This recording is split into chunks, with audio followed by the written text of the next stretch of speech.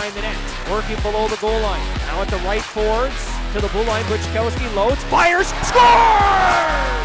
Through traffic, he finds the back of the net in his season debut. Dug up by Shantz. Now to Ullman in the slot. He fires, scores! Corbin Ullman picks the bottom corner, his first of the season. It's a goaltending clinic. Now right-handed shot forward. Corbin Ullman has the puck. Steps his way to the net. He scores! Had a goal tonight, and now he scores the go-ahead goal in the shootout. And now Rylan Roersma has to score for Edmonton. And Kelton Pine looking to stop this one. Here's Roersma, left-handed shot. And on the left wing side, in the slot, he shoots. Stopped by Kelton Pine. This game is over.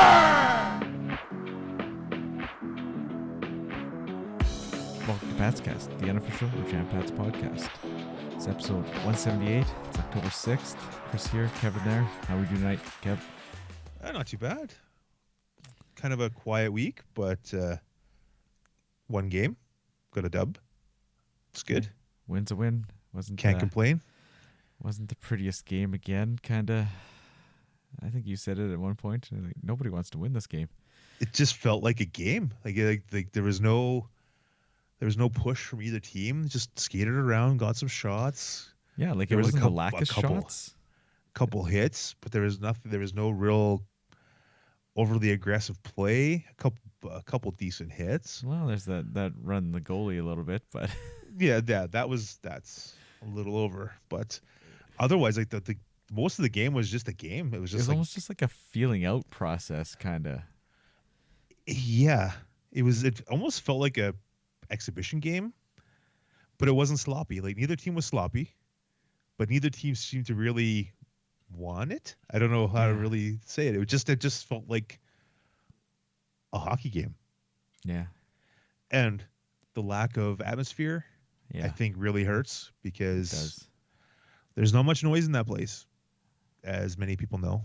And we're not going to talk about that too much, but people know. People know already. Yep. And I mean, there's other things going on Saturday night too, which doesn't help, but that's what it is. So the Rams were playing in the same place. The Riders were playing at 5:00, so they were near halftime when the Pats game was going on. So like lots of stuff going on, but man, that place was quiet. Right? It was a terrible day. My community association was doing a cleanup, and we were outside cleaning up, and it was nasty. Yeah, I should have pushed that to Sunday a little bit, but it is what it is. It is what it is.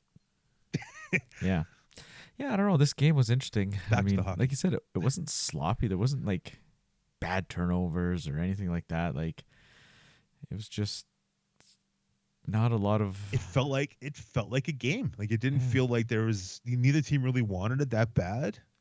They were just playing. It was weird. Yeah. Like you don't get a goal till the midpoint of the game. Like that's a long time without a goal. And it wasn't even a chance per se. It was just a shot from the point, just a meaningless shot. Yeah, just in little floater from the point. On it. Yeah, it looked like he just totally missed. Yeah, like he wasn't really screened or anything, and but Tyson Buchkowski, his first game of the season, had a little bit of an injury, so he didn't make his debut until last night, and gets the Pats on the board, but then they give it up right away, right after that. I don't think Brad was too happy. 20 seconds later. Yeah, he's like, there was a pick on the face-off. Should have been a penalty. But, either way, it's kind of the story of the season. The Pats get a lead, and they just can't hold it. And then Ullman scores in the third, and then they can't hang on, and it goes to extra time again, like every other win of the season. Working the OT magic. Yeah. But yeah, I mean, like I said, there wasn't a lot of. There was a couple hits. The hit on Pine, and then the Vaughn dropped a guy. There's a couple hits. I didn't see the one. You're like, ooh, there was no penalty there. It probably should have been a penalty. It probably could have been, but whatever. But it wasn't. And then he dropped one of the D-men. I can't remember who it was. He gloved the puck down, and he was kind of looking down at the puck after he dropped it. And then Vaughn just ran right through him. Yeah, just dumped him. Yeah. I mean, a win's a win. You get in the shootout. Went quite a while. How many shooters ago? 2, 4, 6 shooters. Overtime. There was 2 shots in overtime. Yeah. Like I said, it almost seemed like neither team really wanted it. Yeah. And ended up in the penalty shots, and Corbin Allman got the winner. Yeah, nice shot. He had 2 nice shots tonight. 2 goals. He's got the quick snap there. It's You know, pretty nice. I was reading a stat from Jeffrey Brandow. That's his first home ice goal in almost a year. Oh yeah. Like, I know, random, right? Like, I guess if you look at his stats, he must have had I don't know how many goals did he have last year? Half dozen, 5. He had 5. So, not a ton of goals, obviously, but almost a full calendar year for goals at home. So that's interesting. But The first of many this year, hopefully. Hopefully, yeah. And Brad mentioned that he's a shooter, right? Like, he's got to work on his game, but that's all young guys, right? All of them have to work on their game. It's a constant thing. They got to continue working. Every player's got to continue working. But Brad said he's playing his off wing and stuff like that. So maybe some new stuff for him to work on. Yeah, well, especially learning that Tanner Howe is going to be out. Yeah. Week to week, probably like a month, maybe more. Like, I don't know exactly what the timetable is, but week to week. So there are going to be guys that are going to have to step up, and he's one of them that they're going to be counting on. Yeah, right. So it's going to be a whole team effort to replace his productivity and other attributes he brings to this team. For sure. But yeah, just looking at going back to Allman, yeah, he had the 2-goal game at home, right? Early in the season there. And then he had 3 goals all on the road the rest of the season. So it's kind of interesting. But yeah, no, Hal being out, that's unfortunate. I never did go back and try to find it. But obviously Dante said it was a wrist injury. He had a wrist injury before, and so yeah, re-aggravated that, or the same issue but again, or same thing. So it's too bad. He didn't miss a game last year. He played old 68. So yeah, he was good last year. Yeah, he's a pretty durable player. Yeah. What other we got? What else news this week? Was there anything else really? Other than how it's a bunch of partnerships the Pats have signed with different groups and organizations. I don't even remember. There's multiple ones. And yeah. I don't even know what that all means, really. Exactly. I see them posted. I quickly skim them. Sorry, Dante. I skim them. Yeah. If you want to read about them, check out the Pats website. Yeah. JohnnyPats.com or whatever, the chl.ca/whatever thing it directs you to now. But all that information you can find at their webpage. Yeah, so when I opened up the website tonight, I was like, "Oh, Wednesday giveaway game," and they're giving away a cup. I think back, they've done that before a few seasons ago. They did cup sets, so they're doing 6 different jerseys this year. Yeah, courtesy of Kevin. Well, not courtesy of me. I helped them a little bit. I gave them a few pictures to kind of design things off of, or use as guidelines or whatever. And from what I've seen, the prototypes or the graphics, they look pretty good. That's good. Yeah, I get to see the first one on Wednesday against the Everett Silvertips. Mr. Landon DuPont will be in town. Mr. Exceptional Status defenseman. Yeah. So I see he's picked up his first goal of the year. Yeah, he scored against PA. I don't know if he's going to be scoring a ton of goals, but defenseman, I don't know. I didn't really look too much at his stats as minor league stat or as minor hockey stats, but he's good. Yeah, I think that's a given. Obviously, to be exceptional status, to only be the second one in the WHL, right? Yeah. So, but yeah, there's 2 American teams coming this week, so it's a busy week. And Everett will be having played on Tuesday, so Wednesday, so that'll be good for the Pats. Hopefully, give them a little bit of a boost that they played the night before and had to travel. So Yeah, they're currently 4-1 right now. Getting this East Coast, or not East Coast, but the Eastern Division East Coast. Yeah, I know. I was thinking West Coast, right? East Coast. Get the Eastern Division road trip out of the way early for the snow and the terrible roads and all that. Yeah, stuff. it's pretty wild that it's this early in the season. Like it's get it done, bam, it's done. Spokane coming through here, right? So first month of the season and it's done. Yeah, don't just have to get worry it about over the with. Don't traveling have to think anymore. about it, right? Unlike the Pats last year, where they had At the end the of the trip at the end, where everybody was done. Kind of checking out, right? A bit. Everybody was done. Fans were done. We were getting close to being done. Yeah. I'm never done, but I was getting close. For sure. And then there's a swift current in between those two games on Friday night. So you got Wednesday, Friday, Sunday. Yeah. So 3 and 5 days. So a little bit of a tough schedule here. But, I mean, right after that, it's like it's like one game the week before. Yeah, it's or just the week after. This schedule is just so weird. Oh, it's like, Tuesday, Saturday, and then it's a Friday. It's Friday, just like Saturday, the Hitmen not even playing the opening weekend, and then all of a sudden they played they're up to like 4 games now or whatever. It's like I think they had scheduling conflict a little bit with probably with the 10 teams that are playing out of the Saddle Dome. Everything's in the Saddle Dome. What do you expect, right? So, but I heard an interview with the GM, and he's like, "Yeah, whatever. We're fine with taking the first weekend off. We'll, practice a little more, get the team figured out, and get into it the second week." So, yeah, everybody else has already played 2 or 3 games in some cases. They're already up to 5 already. So, yeah, they played 5, same as pretty much everybody else. Everybody in the Eastern Conference is 5 or 6 games played. So, yeah, nothing too out of whack. They are only 2 and 3 to start off, but yeah, I think kind of the surprise in the Eastern Conference is Saskatoon at 4-1. A little bit of a surprise, I think. What about the surprise that Medicine Tigers 1-4? Okay, if you want to go that way too, yeah. You're looking at the bottom 1-4, and they made a big move, picking up a goaltender. Yeah, like Willie. I don't know that I didn't expect a big trade like that. It's almost like a panic trade. Yeah, picking up Mennigan and trading Shane Smith, and then having to trade Braden Bame. Yeah, right. So people say 5 games into the season, goaltending might be the question mark in Medicine Hat.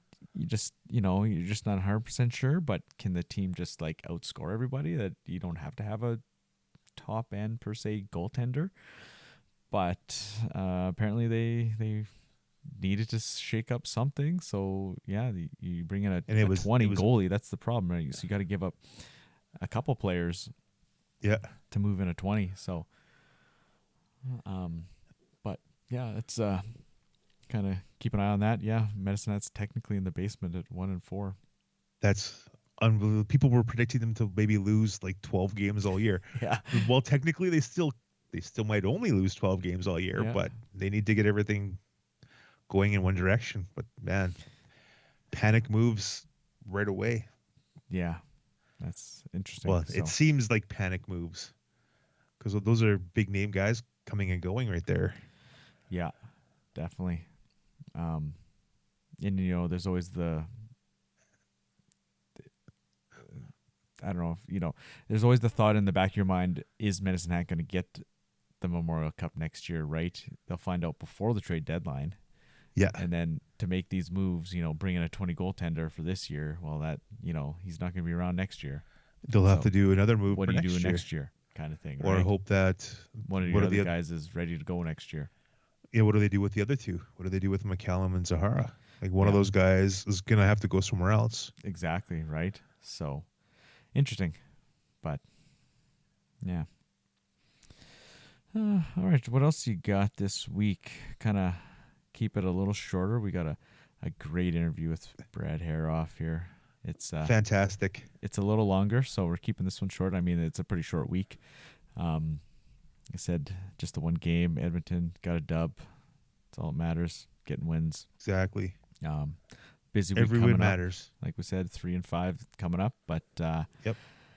yeah, so Brad was kind of eager to get on. He's like, well, I was wondering when my turn was coming up. So so it's good to hear that he was generally interested in coming on, and yeah, it was a kind of cover his career on the ice and off the ice and everything in between, and kind of his story. And I mean, it went pretty good. It was awesome. I have no other words other than it was awesome. And we do appreciate Brad being on the air. Yeah, like we sat down. I didn't know how long it was going to go for, but it ended up being over 40 minutes. So nothing wrong with that. Like a good interview is a good interview, right? So For sure. not gonna. I mean, always after the fact, you're like, oh, could have asked him about this or that, but yeah, it is what it is. Maybe get him later, like we're saying. We can always get him again and talk about something else. So For sure. but yeah, I guess with that, we'll go to the interview now. All right, we're pleased to welcome on head coach Brad Herauf. Welcome. Thank you. Excited to be here. It's Good. awesome to Yeah. have you. So, Regina, born and raised, right? Yeah. So, do you have any siblings that were into sports when you were? Yeah, I have a little brother, Michael. He played hockey too. He was 2 years younger than me. He played junior A and SJHL too, and played Pac-Canadians AAA. So, yeah, we were a big hockey family in Regina for sure. Were you into any other sports? Yeah, we played tons of football growing up. Played the Bantam Raiders, Pee Wee Raiders, and Glencairn there. And played tons of baseball. Yeah, we were into all sports. I've seen you out on the slow pitch field and Yeah. stuff, so yeah, that's good. Were your parents influential in your hockey career? For sure. My dad, he was a dairy farmer. My mom was into riding horses and stuff. But they were very sports orientated people. And the biggest thing my parents really just drilled home was just work ethic. And never be outworked, never be outcompeted. And that was one thing that in all sports that we were expected. Me and my brother were, that effort was. Talent could be whatever it is, but effort had to be at a premium. So getting into hockey, once you kind of focused on that, were you just sold on hockey, or what kind of like led you to the hockey path? Truthfully, I love football, and if I could pick a sport to watch, it'd be baseball. So really, basically, hockey came to the point where I wanted to play high school football, and they told me to play in the Pac-Canadians. I wouldn't be allowed to play, so it pretty much was. It came to a point in my life that I had to pick one sport or the other. I never wanted to pick the sports, but got to a point where I had to pick one. It's hard to focus on many sports. Eh? Once you get to that level, right? There's always a point where you gotta Yeah. pick one, right? Well, if you're at a high level, right? Yeah, no, for sure. And for me, it just was like sports would just keep you out of trouble and you're just staying busy all the time too. So when did you start playing hockey? Like, how old were you? Yeah, I think like everybody else, 3-4 years old. I think we were skating on ponds. My mom was a figure skater, so she did all the skating with us at the beginning. So she's the one that taught us how to skate. Can you figure skate? I cannot figure skate. You always play forward growing up, or you just... I originally grew up. The first 12 years of my life, I was in Balgony, so it was a little bit. Whatever. Yeah, it pretty much was my dad. I was one of the better players, so he'd make me play defense because he could double shift me more. And yeah, I played forward defense a lot growing up. You ever strap on the pads to play goal? No, I wasn't a goalie. I don't like block. I didn't like. I had to learn to like to block shots because it was my role. So it wasn't something that was probably goalies a little bit more into that than I was. Yeah, there wasn't one game you had to do it. No, I don't. Maybe like street hockey. I love playing like goalie in street hockey or in floor hockey. It's less running. Big time. I did as well. I remember one game I had to play net, and it was the worst thing ever. Yeah. So what are your favorite minor hockey memories, like pre-Pac Canadian era, like when you were younger? Do you have any like favorite memories from when you were young? Yeah, I do.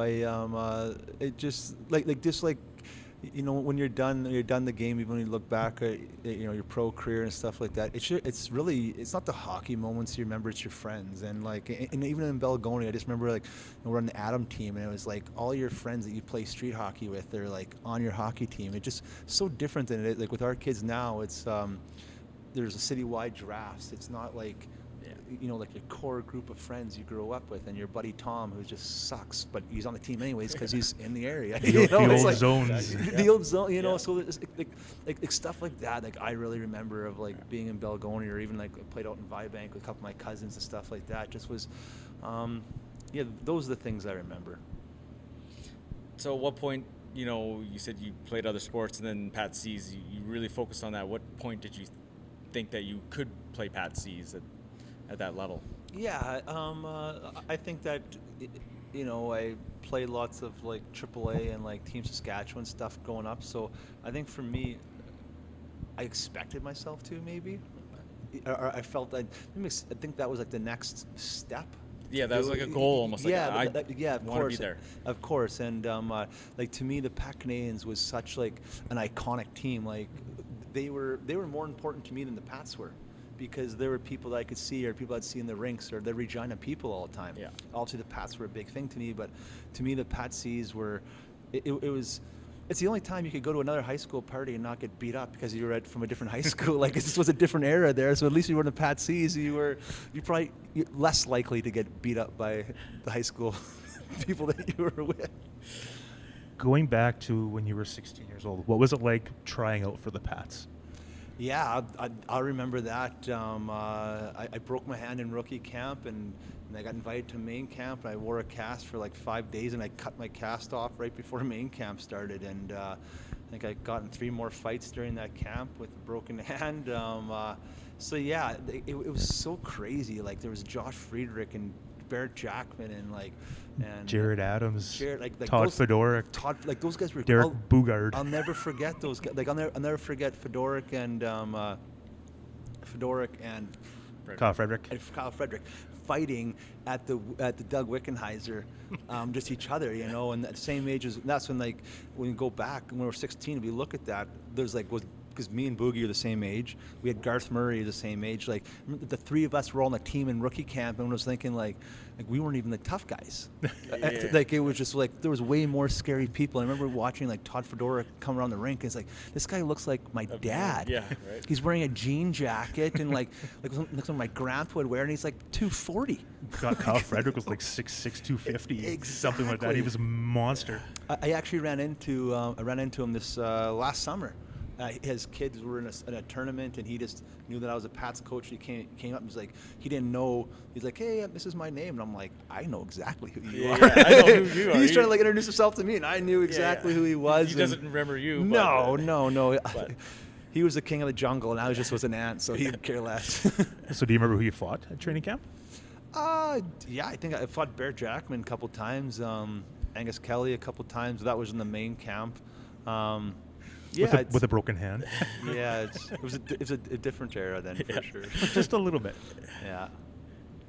So one season there, and then off to the SJ. So Yeah. was there a decision there? Was there interest either way from other teams or from you? Well, Like- no. Like, so I was listed by I walked on at 16.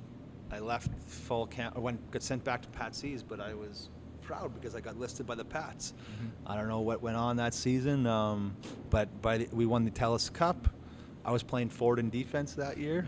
I looked at my stats I had. Lots of penalty minutes. We had a lot Some of penalties, goals. some goals too. But it Little was bit of everything. but I ended up being dropped because they said I was too small to be a defenseman in the Western Hockey League, and I was like, but I'm a forward. So, yeah. And then the next year I was all set to go out to Tri-Cities.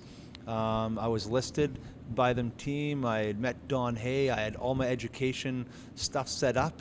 I was leaving in 2 days. The 24th was my birthday, so I knew that. I just remember that, and it was the 21st, and I got a call from one of their general managers there, and told me that I wasn't coming to camp, and I got dropped. And I was like, well, I can come try out still. They're like, nah, you should probably just stay in Saskatchewan. So probably saved my parents to drive across there. And then I went to Moose Jaw camp, and yeah, I felt like I was I felt like I was right there to make the team, and in practice, I fought one of their veterans and punched him square in the forehead. I'll never forget that, and I shattered my hand. And then I was done for about 3 months, so I wasn't going to play. And I didn't want to play Pat Canadians again, so that's how I ended up in Estevan. So after a season or two in Estevan, was there any interest still with the Dub or not, or you just were past that? I think that I was, and this is something that like I was really bitter for a long time, For sure. especially with the Pats. When I found out I got dropped by the Pats, no one called me. I actually found out in the leader post. Greg Drennan. Well, I wish it was Drennan. I think it was probably Vanny dropping that. Yeah. In so like stuff like that, and then to just like the Tri-Cities thing, and that's hockey. It's not fair. But I didn't handle it very well. Yeah, I was you're young, right? I was very upset, and I was like, screw the WHL, but it worked out for me. It worked out for my path. I still played in the American League when I was done, so I think it might have been the best path for me to go. Mm-hmm. Well, when you were playing SJ, did you ever think of maybe going to school in like the NCAA? Yeah, I actually had in my 20-year-old year, I just got a gentleman that was named Carlin Nordstrom, who was helping me out with school, and I had a full ride to Northern Michigan, and I had to write my SATs, and then everything I said to pass, and I was going to school there, and then I got a call about a couple weeks before my SATs, and I found out they'd cleaned out the whole coaching staff at Northern Michigan. So then I had to rewrite the career again and ended up playing for Doug Sauter in Oklahoma City. You know Nathan Ostrick, obviously. Oh, Same yeah. age, yeah. Yeah. He went to Northern Michigan. Yep. So I grew up with him, and I knew him pretty well back in the day. So I know Nathan very well. I was like, Northern Michigan. I was like, I think that sounds familiar, right? So, but yeah, then you get into the pro thing, and then you kind of do the tour. Like, what was that like? Just like all over the place. Well, I got to see a lot of North America. I got to see a lot of the States. I got to meet so many really cool people, man. It's playing the minor pros down in the States. It's definitely not the limelight by any means, but you get to meet so many like just down to earth people that are just trying to help you out. Fix your car or just.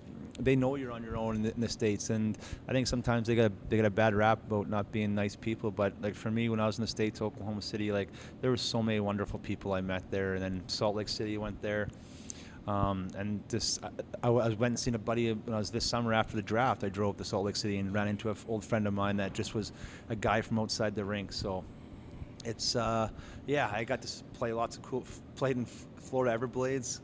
Now that's awesome, boys. Like.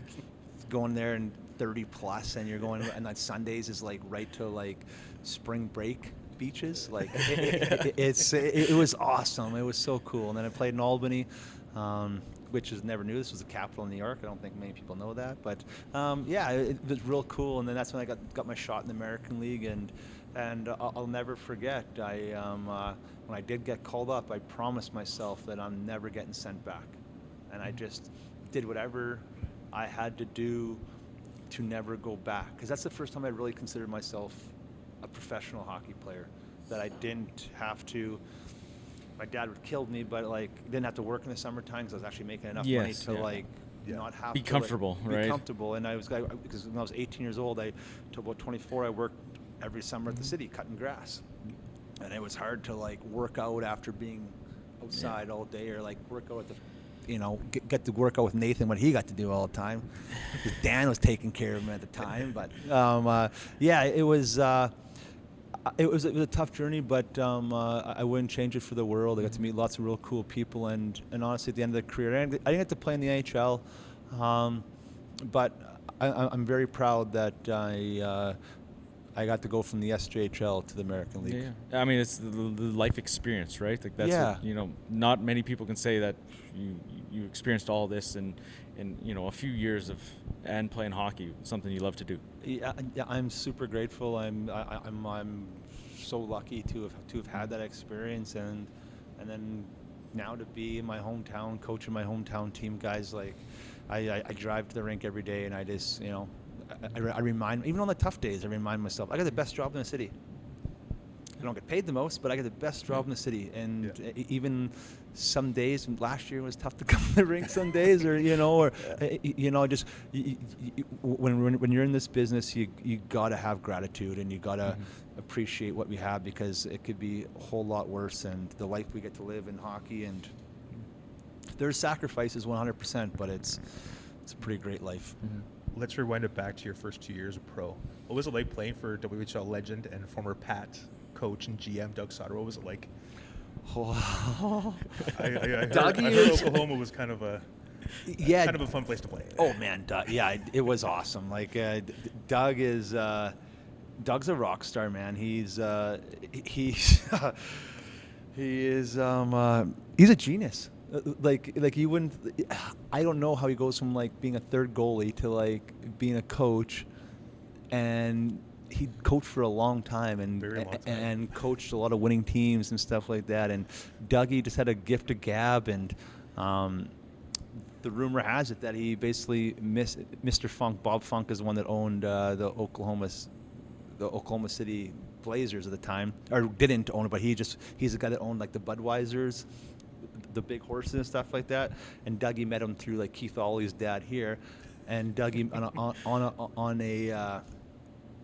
a plane ride pretty much convinced this Bob Funk, who's a billionaire, to buy a hockey team in Oklahoma with his horses. Like, so that's like, when I say Doug is a genius, like he just like has the gift of gab. It's, so yeah, he was really cool. I got to see him. Last time I seen him was we had that in Calgary. They had the old barn series there. Yeah, Corral series. The Corral series, sorry. And I got to see Dougie, and he walked in there, and just his voice, "Hey, Mr. Herauf." I just, oh my God, I almost had PTSD. It's like this guy yelling at me again, and it's like, I can't believe you're a coach.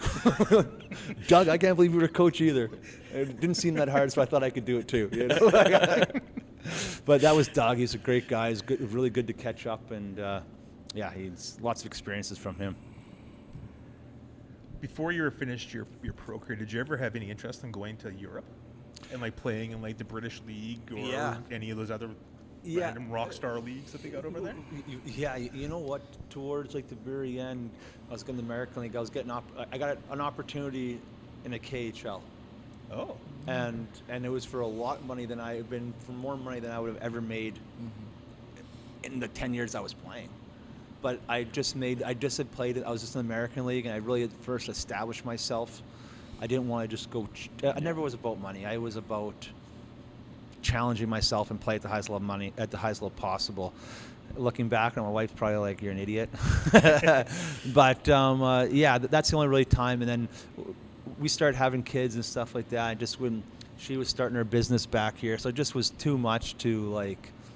That was the early years of the KHL. That was like when it started. Yeah, that's when it was really crazy. And there's a lot of stories. You hear some of these ex-players. Some of the stories coming out of there are just wild. Like, well, there's I just lost his name there. I just will tell you, he's a big goalie, like big man. I forget it. Anyways, he was in the KHL. He was one of the very first guys over there, and I played with him the year before. Or he was an up and down Carolina Hurricane the year before. And Barry Brust. Okay. That's who his name was, Barry Brust. Well, Barry Brust was the first like $1 million contract over there. Well, about 3 weeks into it, Barry's a big dude and doesn't look like an athlete whatsoever. And so, and I don't think, and he'll admit to himself, like he didn't get off to a great start. So they threw him in jail. And until they were gonna like get his contract, until he said, "I want to leave," so they could get out of his contract. And he basically he sat in the jail for 2 weeks. Wow. And they sent him home, paid him his money, but yeah, it was. I got other stories of like guys coming back from there with like, you basically can buy like children, like is that kids? You can buy like children's carriages. Okay. And people were stuffing money in those things. You could only bring home $10,000 at a time. Well, there's all those kind of those European stories there too. So it's wild, wild west. So you come back and play a couple seasons in Balgonie with the senior. Were they a AAA Yeah. Those 2 seasons, did Yeah. you go AAA, go for the Allen Cup? We did. We lost to Rosetown. Rosetown represented Saskatchewan in the Yeah, Allen yeah. Cup. Yeah. Yeah. Yeah, no, it was my dad, my uncle were coaching out there, my brother, and all my friends I all grew up Yeah, with, yeah. and Belgoni was really good at the time, so Yeah. it made a lot of sense. I didn't really enjoy it too much just No. because of, I enjoyed my friends, I enjoyed my family being with them, but just the hockey, what I was used to, it wasn't me. Different level. A different level, and but that's where and hockey, and it was just I needed something to do because it was tough. It was tough when I first retired hockey. I didn't really know what was going on with my life or where you fit into life now. Yeah, you hockey know, was such a big part, and all of a sudden, it's gone, right? You're 32 years old, and all your buddies that are 32 are already like into like the second stage of their career, and you're like starting out. Yeah. So it was definitely an adjustment, but coaching the Pac Canadians was a lifesaver for me. Being around those boys and being back in like competitive hockey again, And in a groove, back doing something right? Yeah. No, it was. I really enjoyed that. I worked out at Rancherlo as a teacher out there for 2 years. So it was an interesting dynamic. I was a school teacher out there, and then I would have to go back to. And then I'd come to the Pac Canadians team. So it was like you're working with students who didn't want to be there, and you get the Pac Canadian kids at 4 to 7, and it's like they're supposed to be the elite ones. So it taught me a lot just about dealing with kids and how you work with kids. What was kind of the thought process jumping right into coaching? You jumped right into it, kind of. Well, actually, truth be told, we're going to Mexico at Christmas time, and I had a contract lined up to go back. I was going to go sign in Hershey. Sign a 2-way, go to South Carolina, do like a conditioning stint, and then hopefully make it back into Hershey. And I had to tell my wife that on our trip to Mexico. And then a buddy of mine, Corey Unser, called me, and he's like, "Hey, Brad, these guys asked me to coach the Pat C's." And I was like, "Okay," but I told them I can't. I think you should do it. So that's actually how I got into it. So basically I basically chickened out, not telling my wife that I wanted to go back and play hockey, and took the Pat C's job. So it all worked out. Yeah, nothing wrong with that. You had a couple good seasons. You went all the way to Telus Cup and everything. So we had good seasons, and I was really proud of that team. We put 5 kids in the WHL that weren't drafted, and we had a really good coaching staff with that year.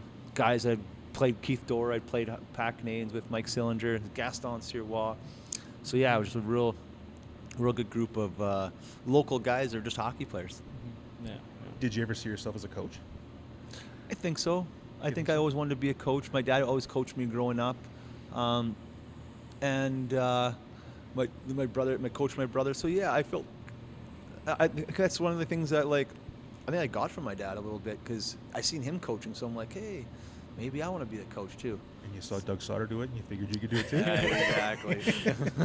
He can, I can, right? Exactly. He's got his roping gloves on, and Yeah, the leather gloves. leather gloves. Yeah. Back, you mentioned having kids. Tell us a little bit about your family. Yeah. So my oldest boy is Levi. He's in his 3rd year of college. He goes to Clear University in the States. It's about an hour south of Detroit. Plays in the ACHA Division 1, they call it, I guess. So it's kind of like D3 hockey, I think, to me. So that's what he does. He's down there. He's taking his business degree. And then my youngest guy, he's first year high school. Plays for the Pat Blues in Bantam AA. So it's his draft year this year. So it's see how that all shakes out for him. Gonna have to keep an eye on him. Yeah. He's too small. He's got to grow. How influential have you been in their hockey careers? Yeah, that's a great question. I hope it's been positive. And it's hard coaching. You spend a lot of time. I've spent more time with these hockey players than I have with my own kids. Yeah. And so I think about that stuff lots. I think that I was going on a AAA tournament with my son last year, and we're driving to Calgary, and we just stopped in Swift Current. And we stopped and got some food. We're back on the highway, and he looks over at me. He's like, "Dad, this is so awesome. We're going to a tournament together." And I was like, "Yeah, yeah, this is really cool. And he goes, it's just so awesome. Like, this is the first time you've ever come to a hockey tournament with me. And boys, I almost hit the ditch. But like, I almost hit the ditch. Like, it's kind of like, holy smokers, you're 12 years old and I haven't been to a hockey tournament yet. So, yeah, it's like when I say about hockey's awesome, it comes with an extreme sacrifice. And I think my boys and my wife are the ones, you know, bearing the brunt of a lot of that stuff.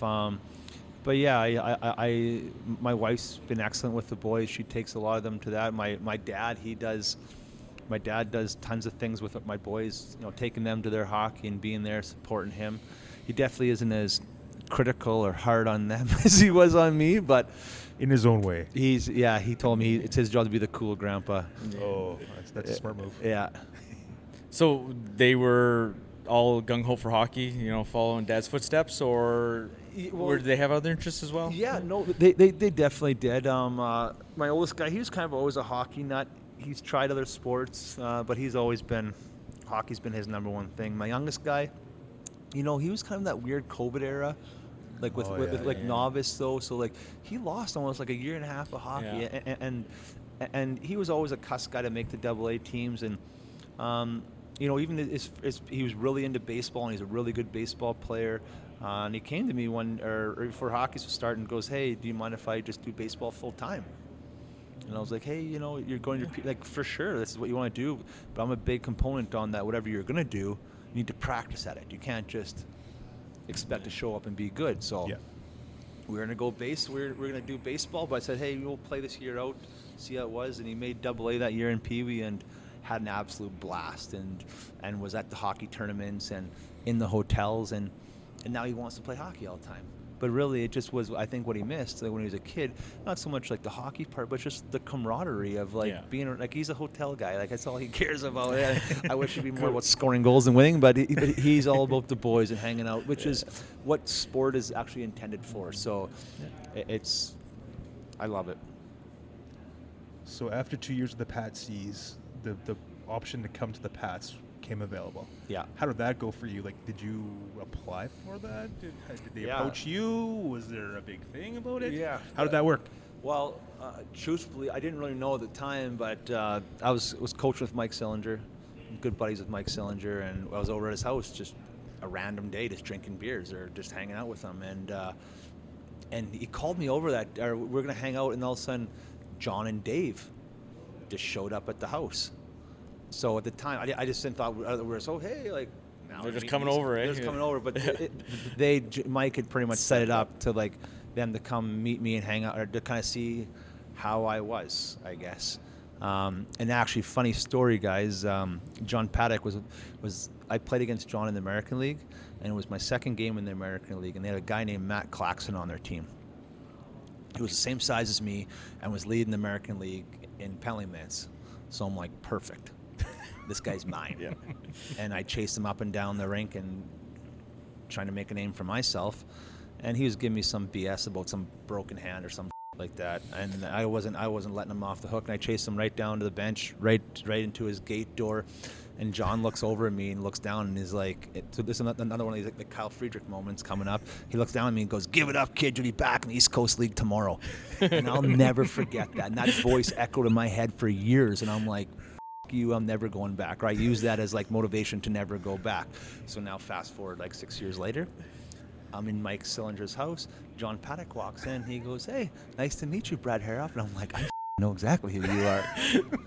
Does he remember you? Does he remember that moment? Well, no, 100%. No, he doesn't remember any of that stuff, but I did. And I did. Sure. And he's like, hey, nice to meet you. And I'm like, I know who you are. And I basically told him the story. And we had a laugh about it. And I don't tell it very many times, but John Paddock has been such an influence on my life. As a hockey player, never even knew it.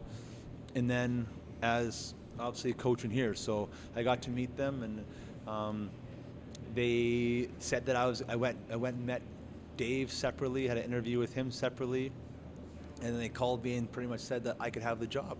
And then John called me the next day and said, hey, we've had 65 resumes. I should probably do my job and go through the interview process here. So I was like, oh my God, here we go again, WHL. But no, it all worked out, and John was very honest with me, and I respected John for being honest, and he wouldn't be doing his job if he didn't go through the interview process. So I did, and I was lucky that it was hard for me because I'd recruited a fresh new group we were going to be really good the next couple of years, and I like the Pac Canadians, and but yeah, this opportunity to work with Dave and John and how good they were going to be was too great of an opportunity to pass up, and it was my chance to go to university, and I wanted to learn hockey. I wanted to learn hockey coaching, and that's exactly what John did for me. Yeah, how much have you learned just in those short period of time? Oh, and I remember him telling me, he's like, you'll just be at the rink and we'll just be talking in conversations, and I was like, what does that even mean? Like, but it's exactly what it is. It's like, it's all you're doing is talking. All you're doing is trying to figure things out, and half this job it's those relationships, it's those conversations, and with your staff or with your players, it never ends. Yeah. But and John really taught me how to deal with people and how to treat people, and Dave Struch taught me a lot of how to be a process of a coach, and how to like break down your days and how you manage your time, and how and what needs to be done at one certain time. So both those men I owe a lot to when it comes to my coaching career. Well, even like John being new to the WHL, but I mean, he was new to the team, and you being a new WHL position, and Dave was, obviously the elder statesman, the vet per se, yeah, The vet. right. Like he obviously knew the process of the WHL and how stuff works at this level, kind of thing, right? So, like obviously he was quite the mentor, right? So. Oh yeah, Dave was awesome. He was really good for me, for sure. So year 2 was the big year, the WHL final. Mm-hmm. How was that? How was that coaching that team, the 52-win team? How was it coaching those guys? Yeah, man, it was so much fun. It was so much fun, and even to see those guys now, or see them, where they are in their careers and stuff like that. Seeing a guy like Connor Hobbs become a high school teacher now, and seeing him move on with his life, it's what it's about. It's so much fun, and it's to see, obviously being in those games, and that was a real fun time there. If Adam Brooks doesn't get knocked out by Scott Stephen hit across the middle of the ice, which is a penalty, Yes. We win that series. But I yeah, agree. I agree. It's all part of life, but yeah, it was lots of fun. And then obviously the Memorial Cup the next year. The next year. So, I would say this, boys, I've had a lot of success the first 6 years of coaching. Pat C's in the first 4 years, and then the last couple haven't been the same. But you know what? It's junior hockey's secular, and the ebbs and flows of junior hockey. Yeah, and I like the way we're headed here, and now with Al Miller and a whole new staff that we have here, and I get to be more involved in the hiring, bringing the people in here, and and to work with Al has been excellent. Mm-hmm. Awesome. Even going back, even the season before the 16-17, like I remember watching that game in Red Deer, like they should have won that game and Game 7. Yeah, the Game 7. Yeah, like the previous year, right? Like I remember that too. And Evan Pohl basically ran over Tyler Brown, and somehow it's like a goal. Is that what happened? I don't even remember that. I just remember the pass were all over. Polai or something like that was name. Yeah, Polai. Yeah, right. But going back to the Memorial Cup now, like how was that experience as a whole? Like the whole franchise just like putting on the Memorial Cup, like that's such a huge undertaking, right? Like how was that off the ice almost? I mean, it wasn't much for you. Guys. How was it to prepare for the Memorial Cup, especially being out, the way the playoffs worked? Yeah, and then you have that too. Gap. Yeah. Well, how was that for you guys? I guess I would start with the organizational thing. Like in even coaching hockey, you do not. Everyone thinks coaching hockey is just like putting the lines together and like drawing the practice plans. It's just like putting a hockey tournament on. There's so many people doing so many things behind the scene. Like Gordon Pritchard, like he was running around with his head cut off like for a year and a half and doing multiple different things, and there was way more than Gordon. There was a big team effort from our whole staff, but just because he was one of my good buddies at the time, and or is one of my good buddies, and just knowing what he was going through to keep things organized, that pretty much, he was like the general manager of the off-ice kind of stuff. The off-ice stuff, and Stacey can tell that was there, all those guys. So you just don't realize how much stuff that goes into it, and like the apparel and all the stuff, even when Mr. Semple tried putting on the concert over there at the Eagles. The Eagles, and too bad it was just the worst possible day. It was terrible weather, but it was actually a pretty good concert for what it was. Yeah, I was there. Yeah. Yeah. So. But yeah, and then obviously us being out in the first round to Swift threw definitely a wrench into our plans, and then obviously the Humboldt bus crash happened right around a week after that. So it was a lot of juggling for a bit, and then with ice time and practicing, we're practicing basically for 6 weeks, and yeah, like just these players trying to figure something out, what to do, right? Not to run them into the ground or not just do nothing, right? There's a balance there. Yeah. Yeah, no, we did lots of stuff here. We had like even Tristan Fry working for me now. He working for us now. Sorry. I got him to put together like probably like 15, 20 guys that were just like pros from around here, university guys, and we played them a couple times too. So we were trying to do everything just to keep the boys engaged. Pretty hard to book games when everybody else has done their playoffs as well. Just going home. Nobody wants to play anymore, right? Exactly. Okay, well, now we're done talking about that. What do the players, the current players, think when they look at your player profile on HockeyDB or Elite Prospects? What do they say to you, seeing that you weren't the biggest goal scorer, but you always averaged like 200 penalty minutes? You're up into the 300s a couple times. What do they ask you what it was like? It was a little different era. I think I'll never forget Aaron Hyman came up to me one day and he's like, "You used to play hockey?" And I was like, "What?" He goes, "You played hockey, hey?" I'm like, "Well, yeah, Aaron, how do you think I'm here coaching?" He's like, "I just didn't realize like how high a level you played in the American League." I'm like, "Yeah, thank you." He goes, "Like, you got a lot of penalty minutes. Like, you like to fight?" And I remember looking up at him, and he's like 6'6" and like 230. I'm like, "I'm not scared." He goes, and I remember looking down, and he put his hand on my head, and he's like almost like he was like being like my dad. big brother. Yeah. And I was like, "Aaron, you're lucky I'm your coach right now. I don't let anyone do that to me." So like there's been funny things like that. There are guys come up and you're like, "Oh, hey, you used to play hockey, you used to fight," and maybe I just don't look like one or too small to be one. I don't know, but it's to me, I don't talk about it. That's It's something that was just, it was part of hockey. It's not who I thought I was or some goon or anything like that. It's just something that was part of my game and that I could do if I had necessary, I guess. It was the era.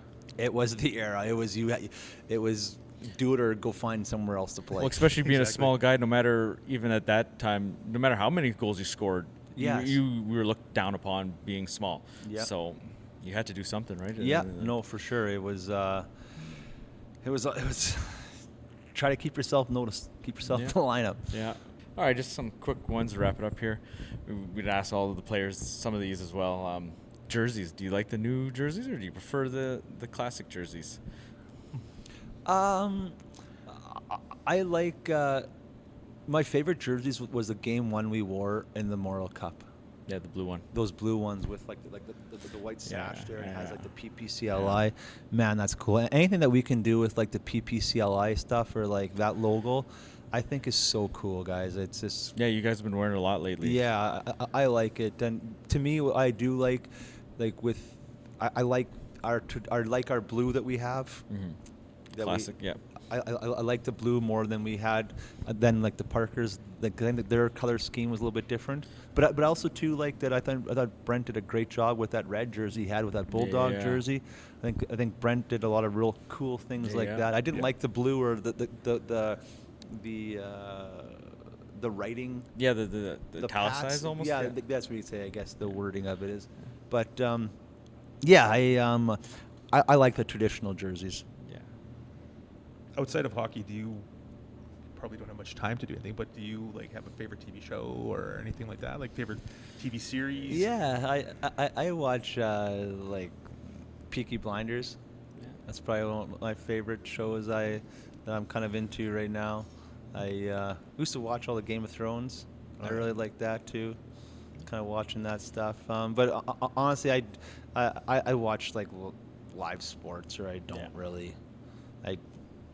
I don't have much time to do it, or else I'm watching my own kids, or something like that. And a lot of times, my favorite show to watch at the rink is 544. It's a nature channel. Because sometimes you can just like relax, just relax. Because otherwise you get like the highlights going on repeat, and you feel like you're in the vortex. Like the old score when it would repeat the same thing Yeah, over and over and over and over. Exactly. What about musical tastes? Do you have any like preference for music? Are you like a country guy or rock guy, rap guy, You know classical what? music? I love all types of music. There's no music I don't dislike. Just like me. Tragically Hip was my favorite, kind of all growing up. But I'll never forget. I went to when I was 16 years old. A couple of these older guys my girlfriend bought me a ticket to go to a System of a Down concert, and I was a Korn concert, and I was like, oh my god, like I ain't into this at all. Like I just was going to be cooler because my older friends were going, and I just remember like being so just taken back by like the energy in the building, and like everyone was so into it. And that's just when I really started to appreciate music and of any genre, because really you're there to be impacted and be sucked in with the crowd, and so to me, and after that experience, I love country, I love gospel music, all music to me I love it. Summer off ice kind of stuff. What do you like to get up to in the summer? Relax, go to the lake. Well, we used to do lots of camping, but my oldest boy is 19 or 20 now. The last couple of years, his camping participation is lacked, or is want to go. He's too old for that now. Yeah, exactly. Too cool. Not cool to hang out with his dad anymore. But yeah, I golf. I like golfing quite a bit if I can. Like golfing with my friends.